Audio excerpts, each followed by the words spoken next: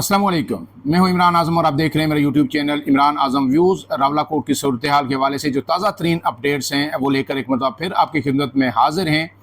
खबर यह है कि रावलाकोट के करीब जो मरकज़ी धरना है उसके साथ साथ दीगर 5 मकामात पर भी धरने जारी हैं और उनमें से एक मकाम है पोठी मकवाला। पोठी मकवाला जो रावलाकोट से जो सड़क बाग की तरफ जाती है, शुजाबाद और मोरी फरमान शाह से होती हुई बाग जाती है, उस रास्ते पर वाक़ है और एक हाई स्कूल है वहाँ पे। उसके ग्राउंड के अंदर ये धरना जो है काफ़ी दिनों से जारी था। आज सुबह पुलिस और रेंजर्स और अफसी ने मुश्तरका ऑपरेशन किया है इस धरने को मुंतशिर करने के लिए। इस धरने से पहले भी बड़ी तादाद में लोगों को गिरफ्तार किया गया था और जो है सिक्योरिटी अदारों का ये इल्ज़ाम था कि इस धरने की वजह से जो है ये पूरा जो सड़क है, रास्ता जाता है बाग को, न सिर्फ ये मुकम्मल तौर पर बंद है बल्कि यहाँ पे अमन अमान की सूरत हाल भी हर दिन ख़राब होती जा रही है। आज जो है वहाँ पे ऑपरेशन किया गया और अफसोसनाक खबर ये है कि इस ऑपरेशन के नतीजे में मज़ीद 2 मुजाहिरीन शहीद हो चुके हैं जबकि 3 ज़ख्मी हैं। अब इनमें शहीद होने वालों में एक नौजवान का नाम वाजिद सिद्दीक है और इसका तल्लक जो बड़ी बाड़ी चित्रा टुप्पी से है। चित्रा टुप्पी ये रावलाकोट और बाग के संगम पे वाक़ई एक इलाका है और इस नौजवान वाजिद सिद्दीक की उम्र 20 साल है। इसको ज़ख्मी होने पर बाग अस्पताल मुंतकिल किया जा रहा था लेकिन रास्ते में ही दम तोड़ गया। जबकि दूसरा नौजवान सरदार नासर जावेद वल्द सरदार नज़ीर इसका नाम है और ये रिहायशी है, वहीं का एक इलाका है माखेला, और इसको गर्दन में गोली लगी और ये मौके पर ही शहीद हो गया। अब इसके साथ साथ 3 से 4 लोग जो है अब तक की इतलात के मुताबिक जो है ज़ख्मी हैं और उन्हें अस्पताल तिब्बी इमदाद के लिए मुंतकिल किया गया है। इसके बाद ये जो सड़क है बाग जाने वाली, इसको वक्ती तौर पर खुलवा दिया गया है और ट्रैफिक जो है यहाँ से रवां दवा है, लेकिन हालात इंतहाई कशीदा हैं। अब इसके साथ साथ यहाँ से ये इतलात भी हैं कि शायद कुछ गिरफ्तारियाँ भी हुई हैं, लेकिन अभी तादाद उनकी क्या है वो जो है कन्फर्म नहीं हो सकी, आया हुई भी हैं या नहीं हुई।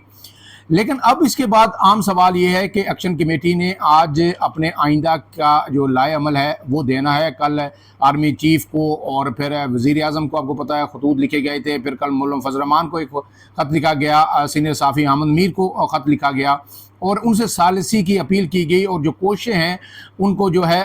कंक्लूसिव बनाने की जो है अपील की गई। लेकिन आज उनकी डेडलाइन का ऐलान जो था, नया आइंदा का लाए अमल जो था, उसके ऐलान से पहले ही जो है ये ऑपरेशन लॉन्च किया गया। अब तक की जो हमारे पास खबर है कि जो है अब कोशिश की जाएगी कि जो अतराफ़ में धरने हैं पहले उनको क्लियर किया जाए। और इस हवाले से ये खबर भी है कि मुजाहिदाबाद और पानियोला के जो धरने हैं, हो सकता है, ये कोई मुसद्दका खबर नहीं है लेकिन ज़राए बता रहे हैं कि हो सकता है इसी तरह उनको भी मुंतशिर करने की कोशिश की जाए। उसके बाद फिर मुतियाल मरा का जो बड़ा धरना है और फिर मरकज़ी धरना ईदगाह में जो है उसकी जो है बारी आएगी।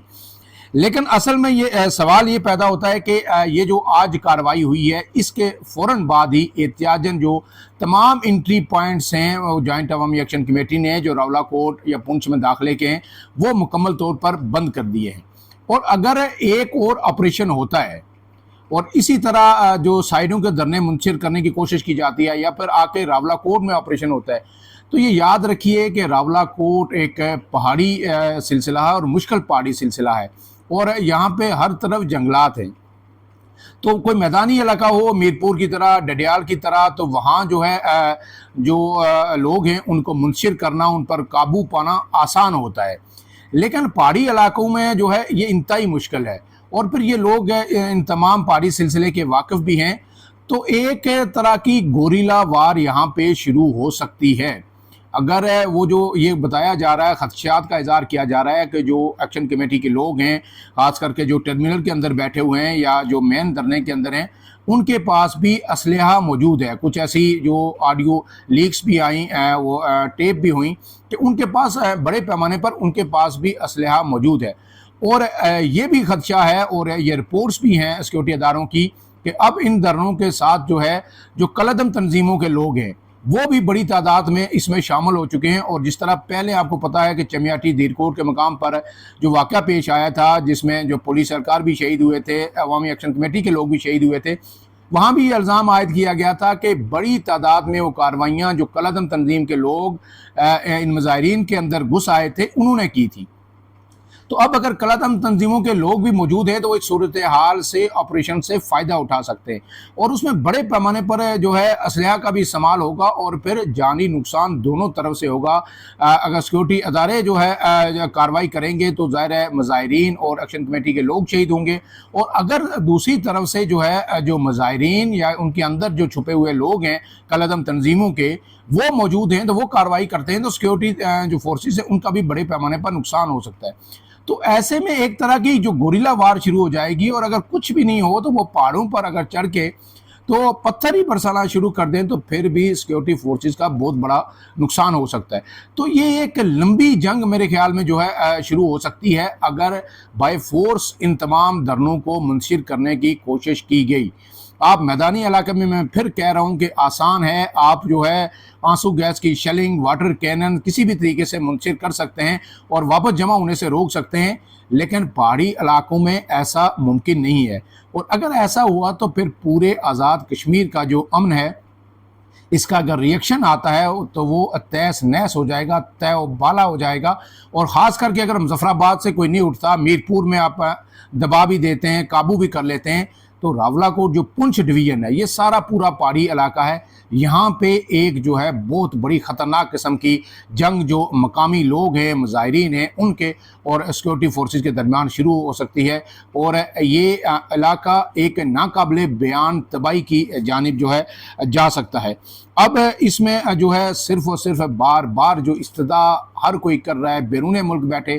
لوگ کر رہے ہیں، آزاد کشمیر کے اندر لوگ ہیں، پاکستان کے اندر ہیں، وہ یہی کہہ رہے ہیں کہ خدا را مذاکرات سے اس معاملے کو حل کیجئے۔ ایکشن کمیٹی اگر جو ہے اس حد تک پیچھے ہٹ چکی ہے، وہ خطوط بھی لکھ رہی ہے، بار بار ریکویسٹ بھی کر رہی ہے کہ مذاکرات کیجئے، تو ان کو فیس سیونگ دیجئے، ان کے ساتھ بامانی مذاکرات کیجئے، اور جو بنیادی چیز ہے کہ اگر آپ نے جو ہے ٹی ایل پی کے خلاف بھی کالعدم کا جو ہے فیصلہ کیا تھا، پھر آپ نے واپس بھی لیا،